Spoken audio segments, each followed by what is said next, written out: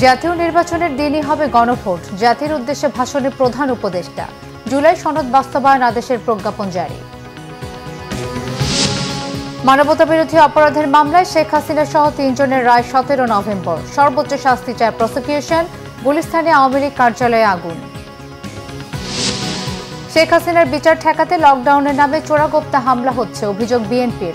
নির্বাচনকে বাধাগ্রস্তকারীরা গণতন্ত্রের বিপক্ষের শক্তি। বিশেষ পরিস্থিতির নির্বাচনে বাড়তি চাপে ইসি, জানালেন সিইসি। কালো টাকা ও পেশি শক্তি ঠেকানোর আহ্বান বিভিন্ন দলের।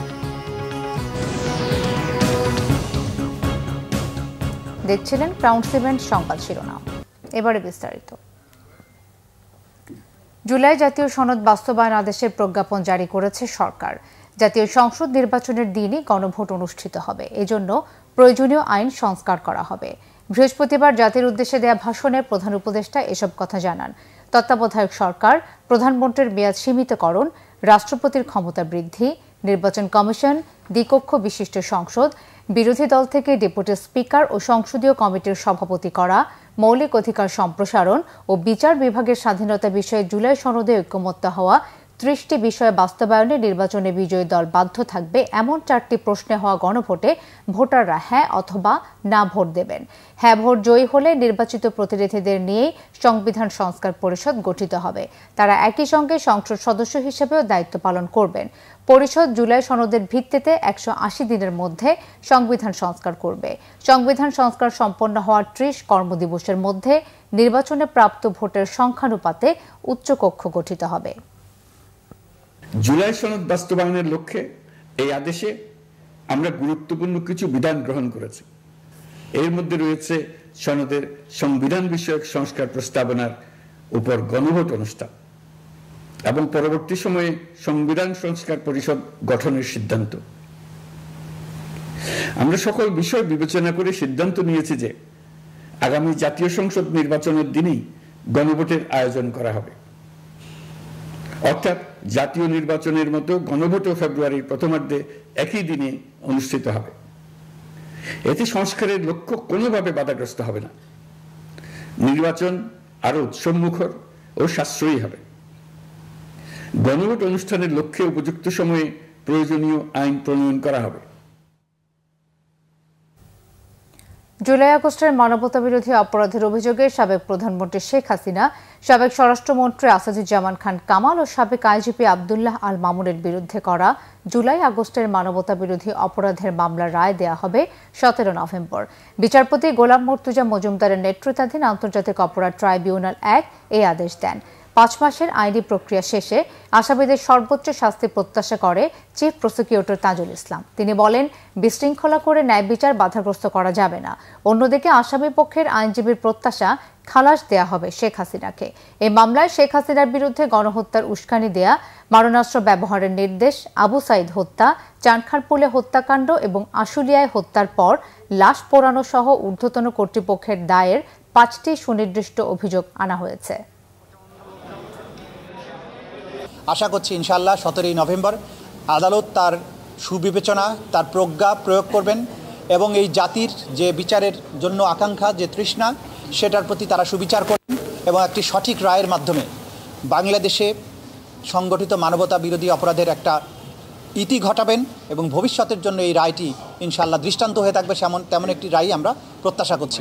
রাষ্ট্রপক্ষ থেকে যে সমস্ত কাগজপত্র, ডকুমেন্ট, দলিলাদি আমি পেয়েছি, তার আলোকে আমাকে আপনার মামলা করতে হয়েছে।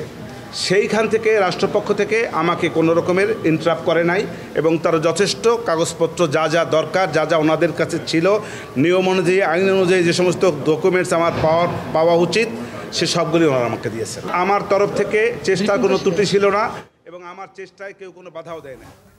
কার্যক্রম নিষিদ্ধ আওয়ামী লীগের লকডাউন কর্মসূচি ঘিরে রাজধানীকে নিরাপত্তার চাদরে ঢেকে রেখেছে আইনশৃঙ্খলা বাহিনীর সদস্যরা। বিভিন্ন স্থানে আইনশৃঙ্খলা বাহিনীর 12,000-এরও বেশি সদস্য মোতায়েন করা হয়েছে। রাজধানীর মোড়ে মোড়ে অবস্থান নিয়েছেন পুলিশ সদস্যরা। অস্থায়ী চেকপোস্টে চলছে তাদের তল্লাশি কার্যক্রম। 70টি টহল, 40টি চেকপোস্ট বসিয়েছে র্যাব।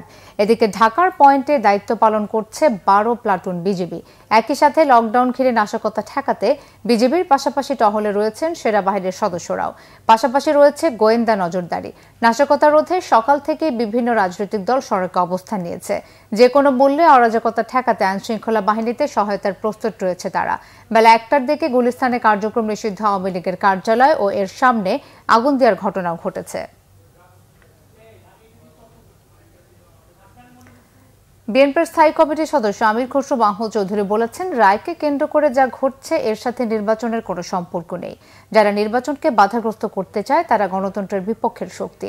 বিএনপির প্রতিনিধি দলের সাথে ঢাকায় নিযুক্ত ফ্রান্সের রাষ্ট্রদূতের সৌজন্য সাক্ষাৎ শেষে তিনি একথা বলেন। দুপুর 12টার দিকে গুলশানে বিএনপি চেয়ারপারসনের কার্যালয়ে এই সৌজন্য সাক্ষাৎ হয়। মহাসচিব মির্জা ফখরুল ইসলাম আলমগীর বিএনপির প্রতিনিধি দলের নেতৃত্ব দেন।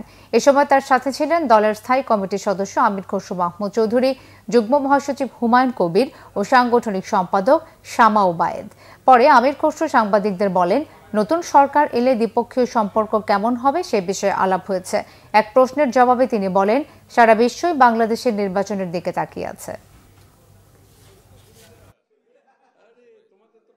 ডেমোক্রেটিক ট্রানজিশনে যে আমরা সিদ্ধান্তগুলো নিয়েছি এবং নির্বাচনের সময়সীমা যেটা বলা হয়েছে, এগুলোর সাথে কিন্তু বিভিন্ন ঘটনাবলীর সাথে কোনো সম্পর্ক নেই। নির্বাচনকে ঘোরাটা করার এই সমস্ত কর্মকাণ্ডের মাধ্যমে যে নির্বাচন ব্যবস্থা, নির্বাচনী কার্যক্রম ঘোলাটে হবে কেন, এটা তো আইন শৃঙ্খলা বাহিনীর কাজ, তার সেই দায়িত্ব পালন করবে এবং বাংলাদেশের মানুষ এইসবের বিরুদ্ধে। শেখ হাসিনার বিচার ঠেকাতে লকডাউনের নামে চোরাগোপ্তা হামলা ও বাসে আগুন দেওয়া হচ্ছে বলে অভিযোগ করেছেন বিএনপির সিনিয়র যুগ্ম মহাসচিব রুহুল কবির রিজভী। ফ্যাসিস্টদের প্রতিরোধের আহ্বান জানান তিনি। জাতীয় বিপ্লব ও সংহতি দিবস উপলক্ষে শহীদ রাষ্ট্রপতি জিয়াউর রহমানকে নিয়ে মাসব্যাপী ভিডিও কন্টেন্ট নির্মাণ প্রতিযোগিতা উৎসবের উদ্বোধন করে তিনি এসব কথা বলেন। যারা দেশের রাষ্ট্র ক্ষমতায় থাকা অবস্থায় জনগণের টাকা লুট করে, যারা এক একটা নিজের এলাকায় সাদ্দাদের বেহেশত তৈরি করেছে, তারা তো জনগণের প্রতি কোনো দরদ থাকবে না। এখন তারা ওই সময় লুটের যে আনন্দ, ভোগের যে আনন্দ, বিলাসের যে আনন্দ, এই ভোগ বিলাসের আনন্দের কথা শেখ হাসিনা ভুলতে পারছে না, আওয়ামী নেতারা ভুলতে পারছে না। এই কারণেই তারা অবৈধ সন্ত্রাসী পন্থা অবলম্বন করে একেবারে চোরাগুপ্ত ভাবে জনগণের উপর আক্রমণ করছে। তার নমুনা আজকে 2-3 দিন ধরে আমরা সেটি দেখছি। জাতীয় নির্বাচন আয়োজনে রাজনৈতিক দলগুলোর সহযোগিতা ছাড়া নির্বাচন প্রশ্নবিদ্ধ হবে বলে মনে করেন প্রধান নির্বাচন কমিশনার এএমএম নাসির উদ্দিন। বৃহস্পতিবার আগারগাঁও নির্বাচন ভবনে রাজনৈতিক দলগুলোর সঙ্গে সংলাপের প্রথম দিনে তিনি এমন মন্তব্য করেন। সিইসি বলেন, বিশেষ পরিস্থিতিতে নির্বাচন হচ্ছে, তাই বাড়তি কাজের চাপ ইসির উপর। দলগুলোর সহায়তা বেশি প্রয়োজন। সোশ্যাল মিডিয়ায় অপতথ্য বড় চ্যালেঞ্জ বলে মনে করেন তিনি। বলেন, 54 দলই ইসির কাছে সমান গুরুত্ব পাবে, বড় ছোট বলে কিছু নেই, নিবন্ধিত হলেই হলো। এ সময় আচরণবিধি অনুযায়ী পোস্টার সরিয়ে ফেলতে রাজনৈতিক দলগুলোর প্রতি অনুরোধ জানান সিইসি। এই ছিল এখনকার মতো। পরের সংবাদ সন্ধ্যে 6টায়, এর আগে 5টায় রয়েছে নিউজ টপ 10 দেখার আমন্ত্রণ রইল। এছাড়া বাংলা ভিশন সংবাদের সংবাদ সংশ্লিষ্ট অনুষ্ঠান দেখতে ভিজিট করুন www.bvnews24.com ও facebook.com/banglavisionnews এবং সাবস্ক্রাইব করুন youtube.com/banglavisionnews। ধন্যবাদ।